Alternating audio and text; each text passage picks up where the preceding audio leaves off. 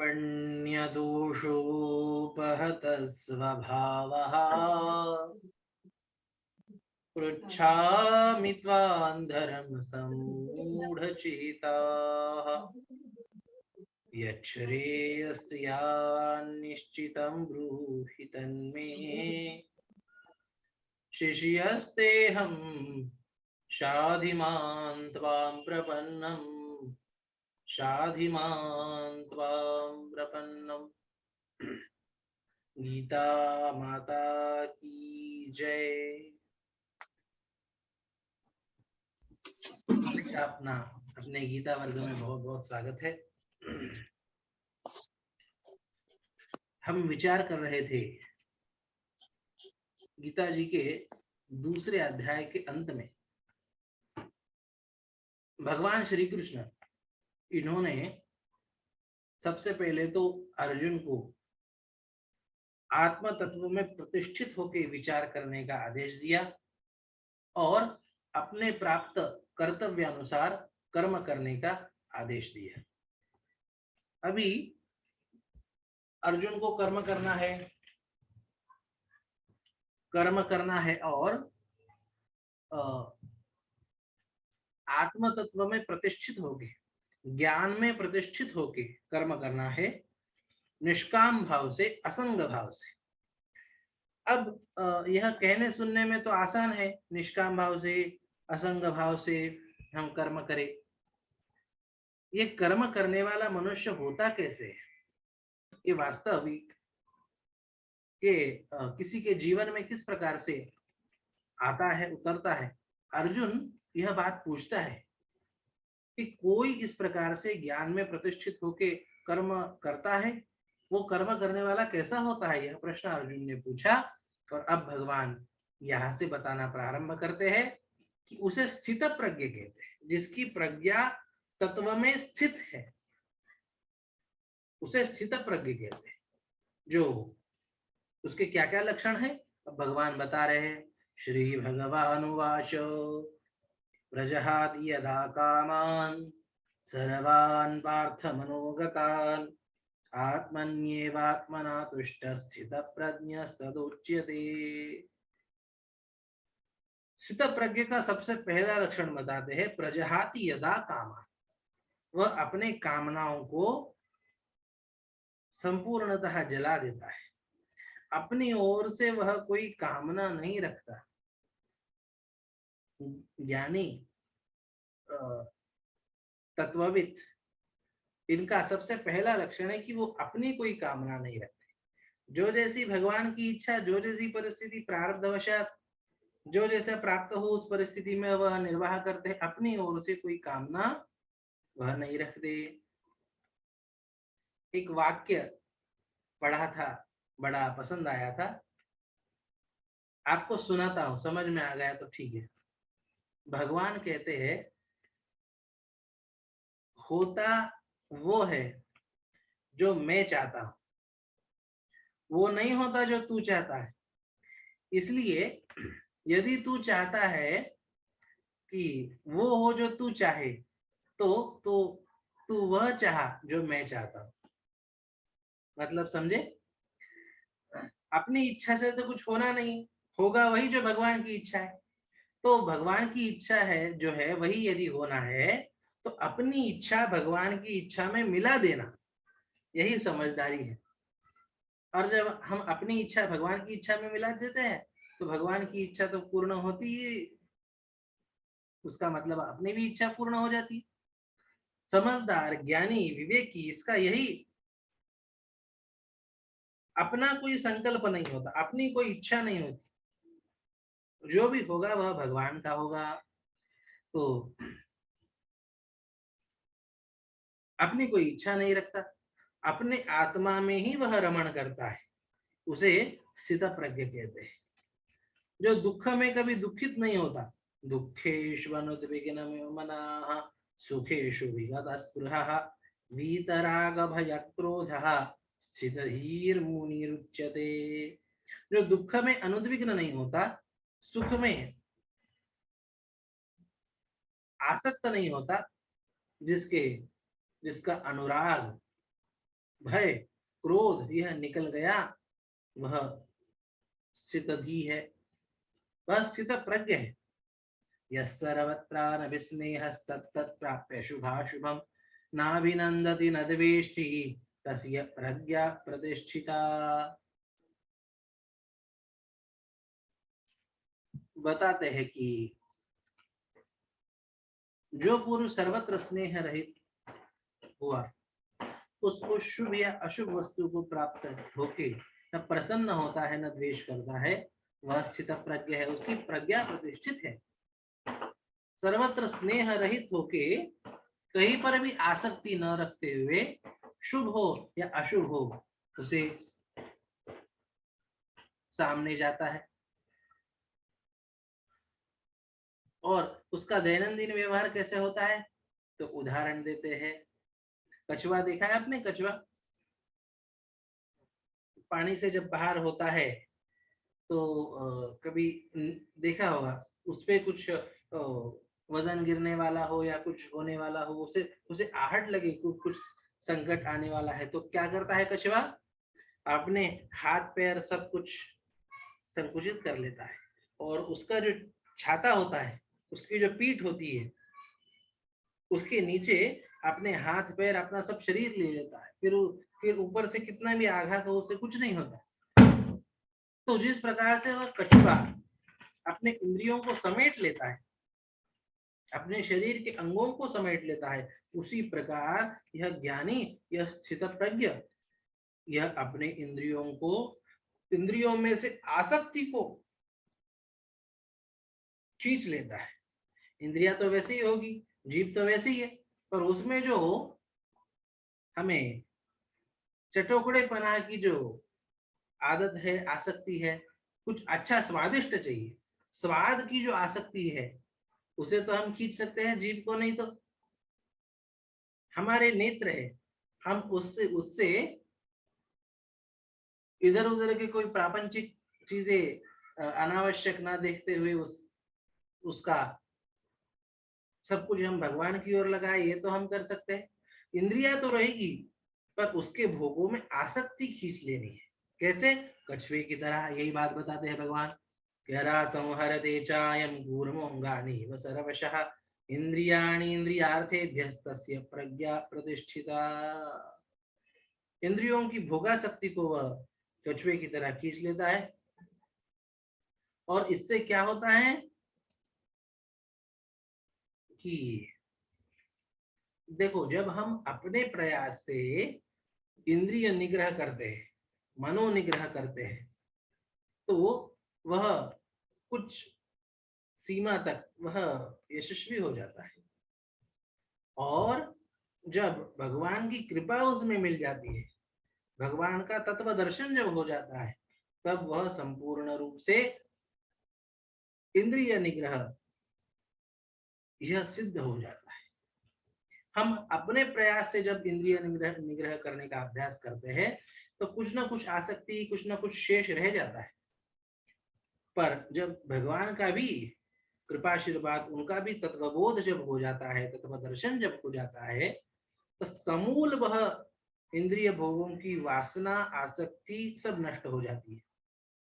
पर अब भगवान का जब तत्व दर्शन होगा, तत्वबोध होगा, तब आसक्ति जाके नष्ट होगी, इसलिए हम तो कुछ नहीं करेंगे, ऐसा तो संभव नहीं। सबसे पहला अभ्यास ये तो हमें स्वयं करना चाहिए। जब हम अभ्यास करते हैं, साधना करते हैं सबसे पहले, तब जाके भगवान की कृपा पूर्वक उनका तत्व दर्शन होके वह आसक्ति हमेशा हमेशा के लिए निवृत्त हो जाती है। इसी बात को बताते हैं, विषया विनिवर्तन्ते निराहारस्य देहिनः रसवर्जं रसोऽप्यस्य परं दृष्ट्वा निवर्तते। जब हम, जैसे हम उपवास करते हैं, समझो निर्जला एकादशी है, तो हम जो है पानी भी नहीं पीते और कुछ खाते भी नहीं। तो हम अपनी ओर से तो अभ्यास कर रहे हैं, अपनी ओर से प्रयास तो कर रहे हैं, पर जो है क्या आसक्ति चली गई? स्वाद की, खाने पीने की आसक्ति चली गई? नहीं। आसक्ति नहीं चली गई, पर फिर भी हम पहले अभ्यास करते हैं, व्रतों के माध्यम से हो और किसी माध्यम से हो, इस प्रकार से पहले अभ्यास करना होता है। और फिर जब साधक उच्च स्तर पे पहुंच जाता है, तब उसे आहार की वगैरह जरूरत भी नहीं रहती। कितने ही योगी, कितने ही साधक ऐसे हैं कि जो भोजन नहीं करते, बिना भोजन के उनका काम चल जाता है। पर वो स्थिति कैसी आई? भगवान का विशेष तत्व दर्शन होने के बाद उसकी आवश्यकता नहीं रही, पर पहले तो अपनी ओर से अभ्यास करना पड़ा। इसलिए पहले अपनी ओर से अभ्यास करना आवश्यक है, फिर जो है वह हमेशा हमेशा के लिए निवृत्त हो जाते हैं। आगे कहते हैं, यततो ह्यपि कौन्तेय पुरुष पुरुषस्य विपश्चितः इंद्रियाणि प्रमाथीनि करन्ति प्रसभं मनः। अभी अभ्यास क्यों आवश्यक है, इस बात को बताते हैं कि यह इंद्रिया जो है ना, यह मनुष्य के मन को, बुद्धि को बलात् हरण कर लेती है, और इसलिए उनका निग्रह आवश्यक है। उन सबको क्या करना चाहिए? उन सबको संयमित करना चाहिए। ये अगले श्लोक में बताते हैं, तानि सर्वाणि संयम्य युक्त आसीत मत्परः वशे हि यस्येन्द्रियाणि तस्य प्रज्ञा प्रतिष्ठिता। उन सबको संयमित करना चाहिए, और संयमित करके हम भगवान के परायण होने चाहिए, भगवत परायण हम होने चाहिए। और इस प्रकार से जिसकी इंद्रिया वशीभूत है, भगवान को समर्पित है, ऐसे व्यक्ति की प्रज्ञा बुद्धि यह प्रतिष्ठित होती है, वह स्थित प्रज्ञ है, यह मानना चाहिए। अच्छा, अब मन का संयम करना चाहिए, बुद्धि का संयम करना चाहिए, और इन सब का संयम होने के लिए सबसे पहले इंद्रियों का संयम होना चाहिए। अब यह संयम की श्रृंखला टूटती कैसी है, मनुष्य को विषय किस प्रकार से खींच ले जाते हैं, इसका वर्णन, बहुत महत्वपूर्ण वर्णन यहाँ पे कर रहे हैं भगवान। ध्यायतो विषयान् पुंसः संगस्तेषु उपजायते संगात् संजायते कामः कामात् क्रोधो विजायते। देखिए, सबसे पहले चिंतन से विषयासक्ति शुरू होती है। ध्यायतो विषयान् पुंसः, अब कोई हम विषयों का ध्यान तो नहीं करते, पद्मासन लगा के जो है आंखें बंद करके ध्यान, ऐसा ऐसा तो होता नहीं। ध्यान अर्थात चिंतन, ध्येय चिंतायाम धातु से ध्यान शब्द बनता है। तो सबसे पहले विषय का चिंतन होता है, फिर वो आंखों से देखने के कारण हो, कानों से सुनने के कारण हो, किसी भी माध्यम से हो, पर सबसे पहले वैसे चिंतन बनता है मन बुद्धि में, और उसका संग होता है। जैसे उदाहरण के तौर पे सादा सौम्य उदाहरण लेते हैं, ज्यादा तीव्र उग्र उदाहरण लेंगे। आम, अम्बा, जैसे ही हमने आम शब्द सुना तो हमारे आंखों के सामने क्या? आम का फल आया। अब आम का फल आया तो कानों से सुनने के कारण जो है वह हमारी आंखों के सामने आ गया, चिंतन में आ गया, बुद्धि में आ गया, दिमाग में आ गया, चित्र आ गया उस। अब उसके बाद उसका संग हो गया। अभी उसके बाद कामना उत्पन्न होती है। अब जैसे ही आम हमने सुना तो अभी लगता है कि भाई वो चाहिए हमें, मीठा आम है, कोई केसर हो या और कोई हो, गर्मी के दिन है, आम के दिन है, अभी चाहिए। अभी ये चाहिए क्या होगा? ये कामना हो गई। सबसे पहले मन बुद्धि में चिंतन हुआ, फिर उसके बाद उसकी कामना हुई, और कामना यदि पूर्ण नहीं हुई तो कामात् क्रोधो विजायते। कामना यदि पूर्ण नहीं हो गई तो मनुष्य क्रोधित हो जाता है। कामना से क्रोध की उत्पत्ति है। और जब मनुष्य क्रोधाविष्ट हो जाता है तो कहते हैं क्रोधात् भवति सम्मोहः, वह सम्मोहित हो जाता है, सम्मोहात् स्मृति विभ्रमः, वह भ्रमित हो जाता है, उसकी बुद्धि नष्ट हो जाती है। स्मृति भ्रंशात् बुद्धि नाशो बुद्धि नाशात् प्रणश्यति, उसकी बुद्धि नष्ट हो जाती है और बुद्धि नष्ट होने के बाद कहते हैं ना विनाश काले विपरीत बुद्धि, तो उसका वह पतन की ओर चला जाता है। यह क्रम है, इसलिए ये कहाँ से शुरू हो गया, यह चिंतन से क्रम शुरू हो गया। इसलिए विषयों का चिंतन न करें, चिंतन करना है तो एकमात्र भगवान का चिंतन करे, परमात्मा का चिंतन करे, चिंतन से बचना चाहिए। हम कहते हैं ना अरे सोचने से क्या होता है, सब कुछ सोचने के बाद ही होता है, सोचने से क्या होता है। इसलिए अब कुछ लोग कहते हैं कि भाई एक आध फिल्म है, फिल्म देखने से क्या बिगड़ता है, टाइम पास, टाइम पास नहीं भाई, वो आपकी सोच को बिगाड़ रही है, वो आपके चिंतन को बिगाड़ रही है। हम कुछ अनाप शनाप देखते हैं, सुनते हैं, वो आपके सोच को बिगाड़ता है और सोच को बिगाड़ने के बाद फिर अगली श्रृंखला शुरू हो जाती है और आगे जाके फिर बात बढ़ने के बाद फिर हम कहते हैं कि यार ये ऐसे कैसे हुआ। अरे जब वो सोचने में आया था तभी उस पे लगाम लगनी चाहिए थी। यह श्रृंखला इसलिए भगवान बता रहे हैं।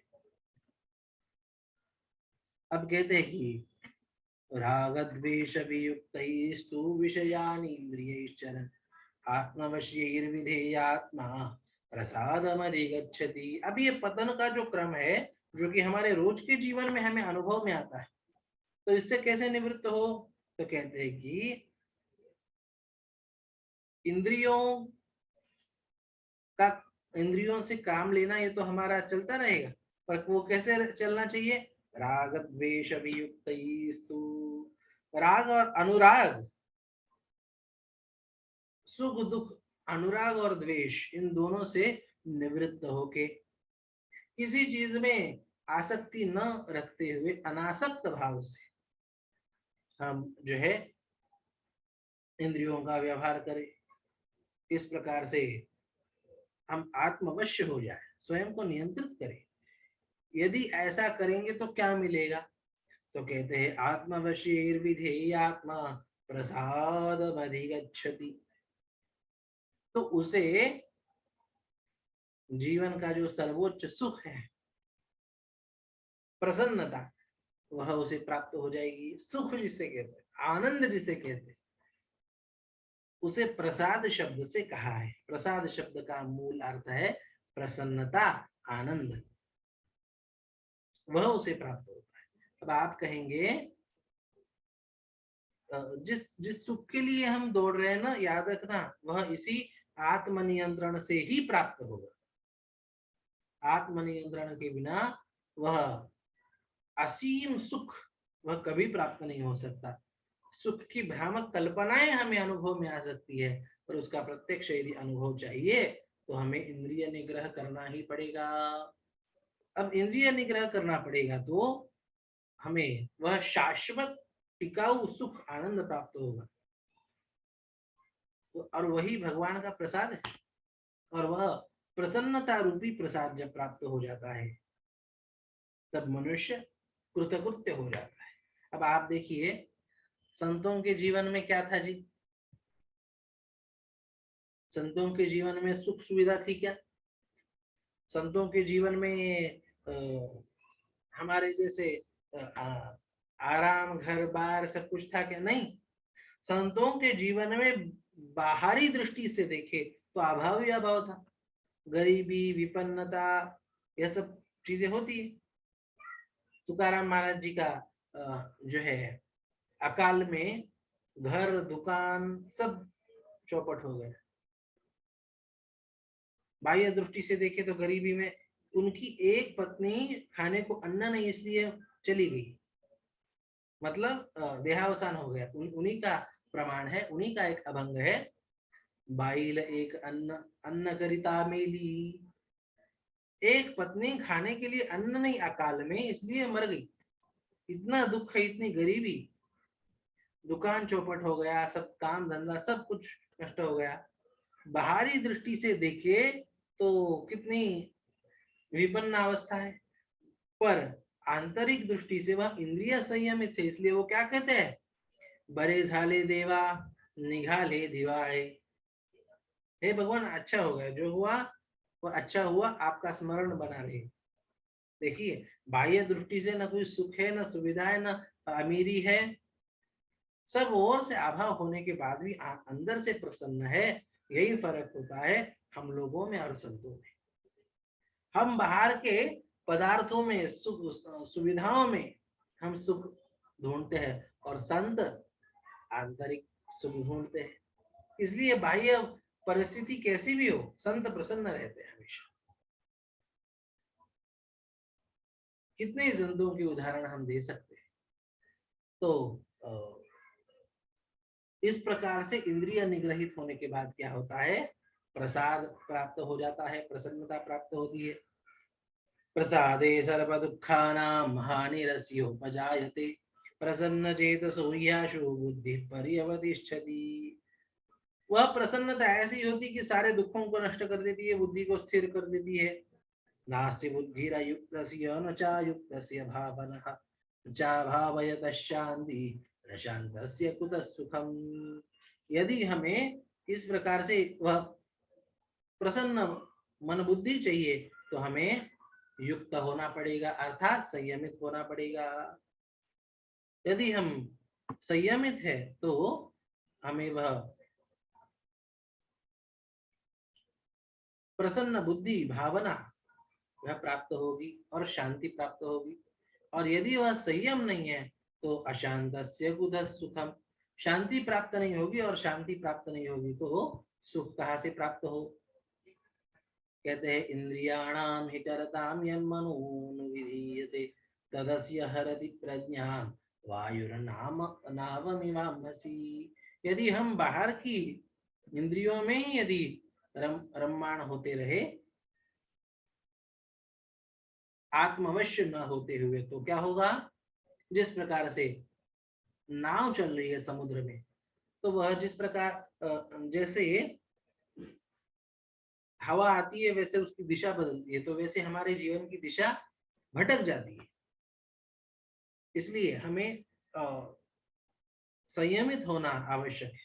तस्माद् यस्य महाबाहो निगृहीतानि सर्वशः इंद्रियाणि इंद्रियार्थेभ्यस्तस्य प्रज्ञा प्रतिष्ठिता। इसलिए हमें निग्रहित होना चाहिए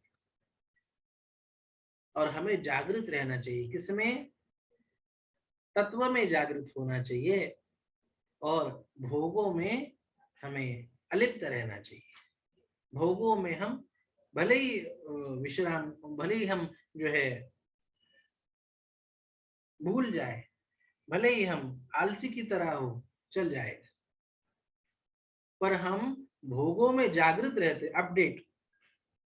और साधना में, आत्मनियंत्रण में, भगवान के भजन में हम अपडेट रहते हैं क्या? हम सावधान रहते क्या? नहीं। लोग कहते हैं भाई भगवान से क्या क्या हमारा काम रुका हुआ है। हमारा डेली लाइफ तो जो है इन सब भोगों में और इन सब बाह्य विषयों में है।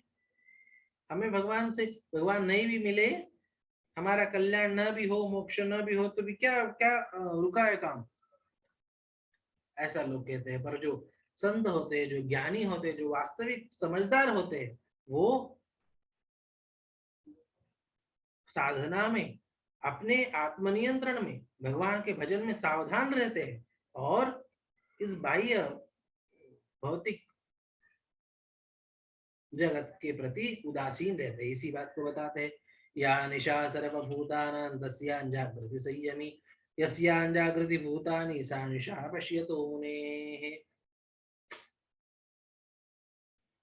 जो सबके लिए रात है, वह उन ज्ञानी जनों के लिए दिन है, जब जहां वो जागते हैं, जब वो जागते हैं। और जब सब जागते हैं तब वह सोते हैं। अब इसका मतलब क्या है? इसका मतलब यही है कि जिस परमार्थ के प्रति सब सोए हुए हैं, असावधान है, उसमें वह जागृत है।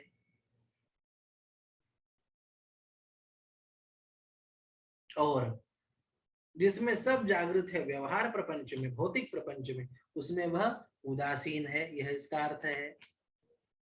आपूर्यमाणम अचल प्रतिष्ठम समुद्रमापः प्रविशन्ति यद्वत् तद्वत् कामाय प्रविशन्ति सर्वे स शान्तिमाप्नोति न कामकामी। कहते हैं जिस प्रकार से एकाध संयमी व्यक्ति शांति को प्राप्त होता है ना, शांति वास्तव में उसी को प्राप्त होती है। कामना युक्त व्यक्ति को शांति प्राप्त नहीं होती। और इसके लिए क्या करना पड़ेगा?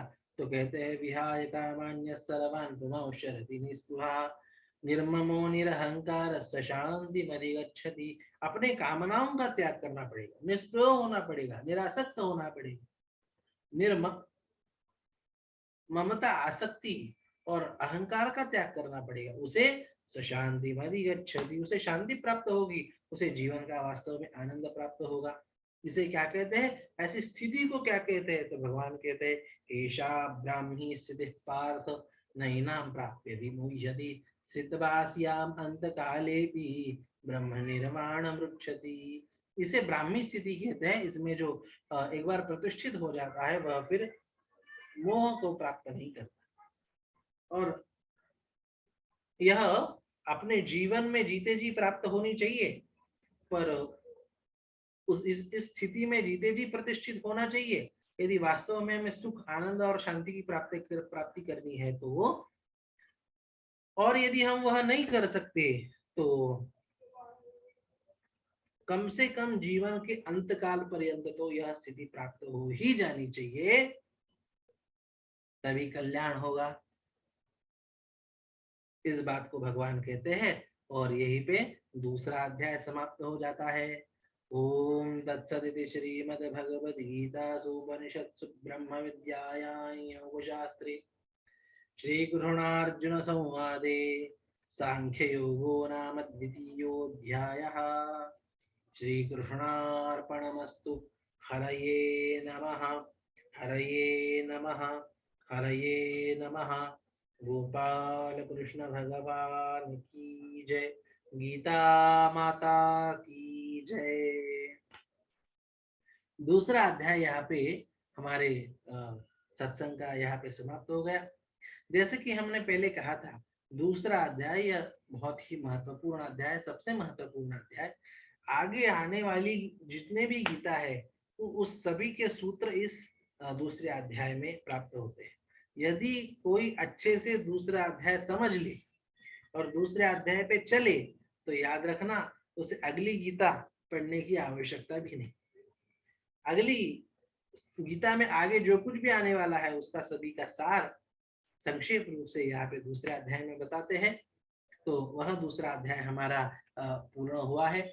हम यह कह सकते हैं कि आज इस दूसरे अध्याय के माध्यम से हमारा गीता सार जो है समाप्त हुआ है। आगे हमने ये पहले दो अध्याय देखे और वास्तव में इन्हें यदि अच्छे से समझ लिया जाए तो संपूर्ण गीता यह समझ में आ गई, ऐसा हो सकता है। अगले 16 अध्याय सब इसी का विस्तार है। यह अभी तक हमने यथावकाश यथामति भगवान श्री कृष्ण की कृपा जिस प्रकार से हमारे ऊपर थी हमने देखा। हमने पहले भी यह हमारे ग्रुप पे यह बात निवेदित की कि यह ऑनलाइन क्लासेस जब लेते हैं तब कई जो है चीजें आवश्यक होती है, टेक्निकल, जैसे लैपटॉप है, उसके लिए इंटरनेट है, या अच्छा फोन है, या ये सब चीजें आवश्यक होती है। और इन सब चीजों का हमारे पास अभाव होने के कारण जो है अच्छे से हम जिस प्रकार से और अधिक अच्छा हो सकता था उस प्रकार से हम जो है इस वर्ग को कितना अच्छे से कर पा रहे हैं, यह बात यह आप ही लोग जानते हैं। कहने का तात्पर्य कि यह सब टेक्निकल चीज़ें आवश्यक होती है और इसके लिए इन सब चीज़ों का अभाव होने के कारण हमने मदद का आह्वान भी किया था। पर जो है उसका प्रतिसाद क्या कैसे अ, अभी तक प्राप्त नहीं हुआ, भगवान की जैसी इच्छा। कहने का तात्पर्य कि इन सब चीज़ों के अभाव के कारण यह विचार बन रहा है, भगवान आगे जैसे चाहे कि यह सब चीज़ें जब प्राप्त हो, तब अगला सत्र हमारा शुरू हो। तब तक जो है हम अ, अगले अध्यायों की ओर बढ़ सकेंगे ऐसा दिख नहीं रहा। इसलिए यह कुछ चीज़ों के अभाव के कारण जो है अ, हम फिलहाल आगे बढ़ नहीं पा रहे। भगवान जैसे भगवान की जैसे मर्ज़ी। जब भी इस आवश्यकताओं की पूर्ति हो, हम फिर से गीता जी का स्वाध्याय प्रारंभ करेंगे। तब तक के लिए